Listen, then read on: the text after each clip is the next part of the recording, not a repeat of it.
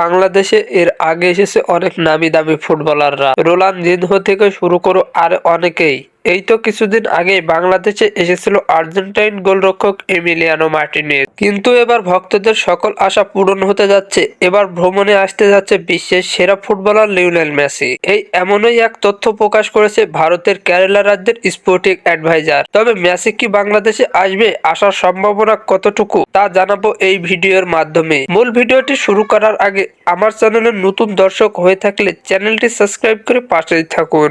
দক্ষিণ এশিয়া ফুটবলের অনেক নামি দামি প্লেয়ার এর আগেও এসেছে, কিন্তু আগে এসেছে ভারতে আসার পর ভ্রমণ করেছে কিছু সময়ের জন্য বাংলাদেশে। তবে এবার মেসি কবে আসবে ভারতের কেরালা রাজ্যের ক্রীড়া সংস্থা তাও জানিয়ে দিয়েছে। তারা বলেছেন মেসি আসবে বছরের শেষ মুখে, অর্থাৎ 2025 সালের শেষে নভেম্বরের মাঝামাঝি সময়ে, যেখানে ভারতে 7 দিনের অনুষ্ঠান হবে। এই অনুষ্ঠানে আসবেন তিনি। তারা আরো বলেছেন সে এসে একটি ফ্রেন্ডলি ম্যাচ খেলবে, তারপর তিনি ভক্তদের সামনে 20 মিনিটের জন্য থাকবেন, যা ভক্তদের কাছে উন্মাদনার সৃষ্টি করবে। তবে একটা প্রশ্ন থেকেই যাচ্ছে যে বাংলাদেশে কি আসবে লিওনেল মেসি?